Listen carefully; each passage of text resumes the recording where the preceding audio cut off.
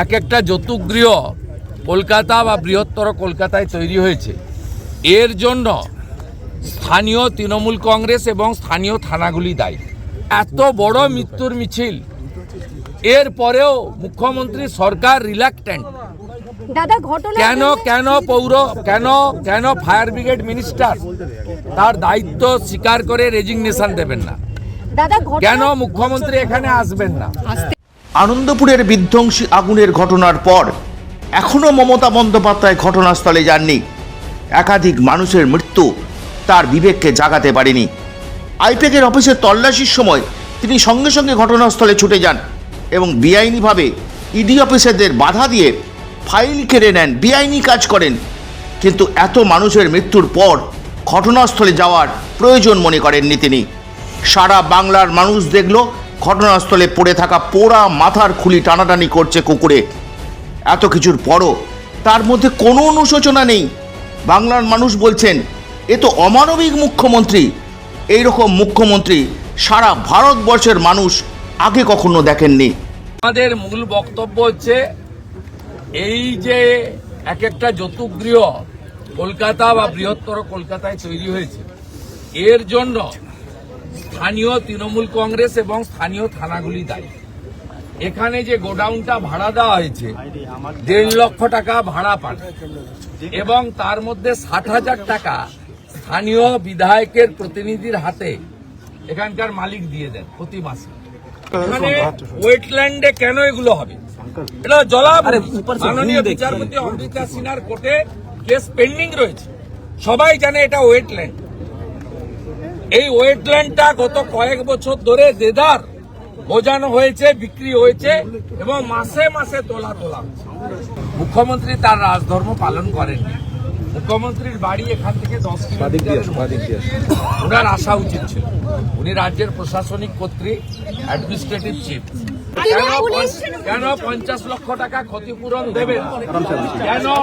কেন যাকে তাকে আপনি চাকরি দেন? এদের চাকরি ঘোষণা করবেন না কেন? শুভেন্দুদা একটা পুলিশের হেল্প ডেস্ক নেই। 23 জন মারা গেছে এখনো পর্যন্ত। পুলিশের একটা ক্যাম্প নেই। অনেক লম্বা হবে, আমার বলতে অসুবিধা নেই। এত মিসিং ডায়েরি আছে, এর পরেও লম্বা হবে। মৃত্যুর খবর নিশ্চয়তা করা হয়েছে।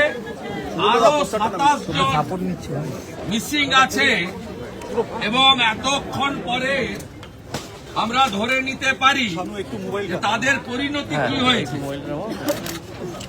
এত বড় দুর্ঘটনা সাম্প্রতিককালে পশ্চিমবঙ্গে তথা ভারতবর্ষে হয়েছে বলে আমাদের জানা নেই। আপনারা একটার পর একটা ছবি দেখুন, একটার পর একটা উত্তর 24 পরগনা এবং অবিভক্ত মেদিনীপুরের ছেলেরা, পূর্ব এবং পশ্চিম মেদিনীপুরের ছেলেরা,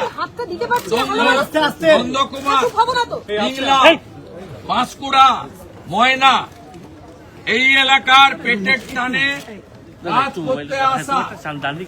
মুখ্যমন্ত্রী বারে বারে বলেন বাইরের রাজ্যে থাকবেন না, ফিরে আসুন।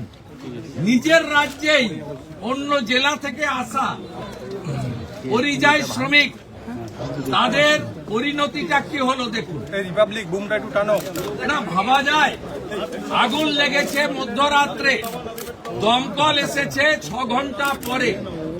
কলকাতার উপকণ্ঠ বা কলকাতাই বলা যেতে পারে এই এলাকায়।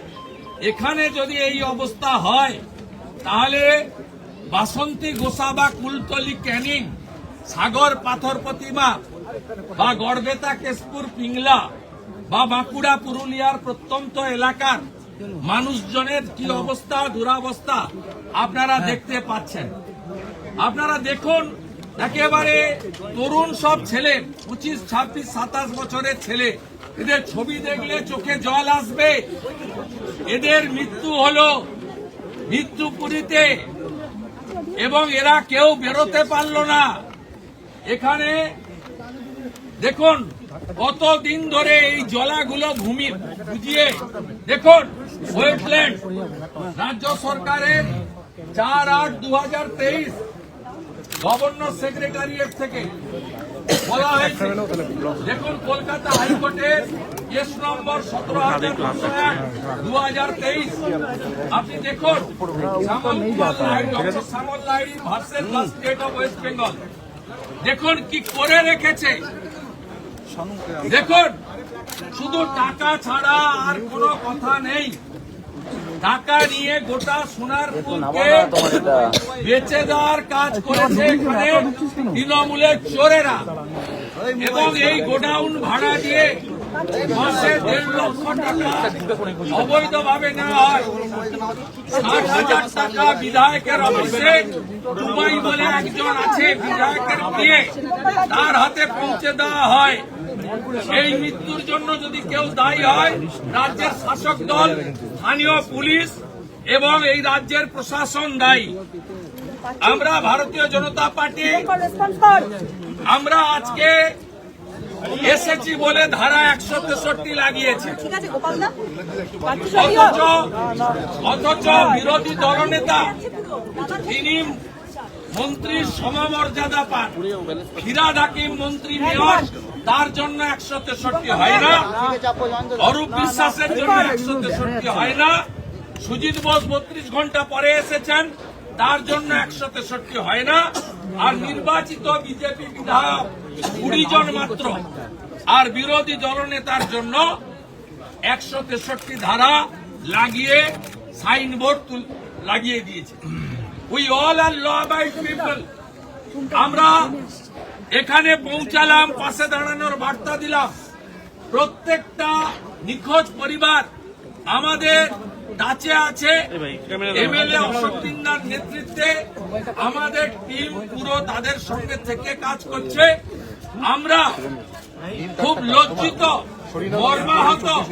তিনি যে দলেরই হন, রাজ্যের মুখ্যমন্ত্রী তার বাড়ি থেকে 10 কিলোমিটার দূরে এই ঘটনার 3 দিন পরেও মাননীয় মুখ্যমন্ত্রী এখানে আসার সুযোগ পেলেন না, সুযোগ নিলেন না, এবং তার মমত্ববোধ, মানবিকতা, প্রশাসনিক দায়বদ্ধতা, সাংবিধানিক দায়বদ্ধতা, তার রাজধর্ম তিনি এখানে পালন করলেন না। নরেন্দ্রপুর থানা এবং তৃণমূলের বিধায়ক, খেয়াদহ গ্রাম পঞ্চায়েত তৃণমূল, তাদের জয়েন্ট ভেঞ্চারে এই লুট, এই অমানবিক হৃদয় বিদারক ঘটনা আমরা ছাড়ব না, ছাড়ছি না।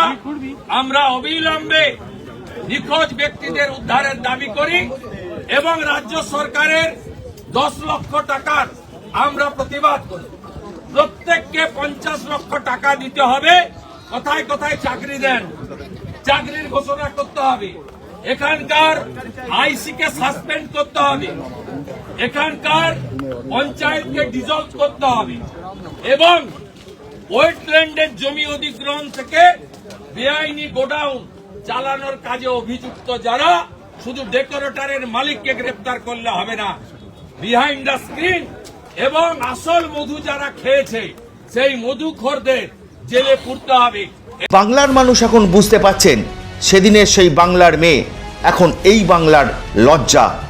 তার কাছে নিজের রাজনৈতিক স্বার্থ ছাড়া আর কোনো কিছুরই গুরুত্ব নেই।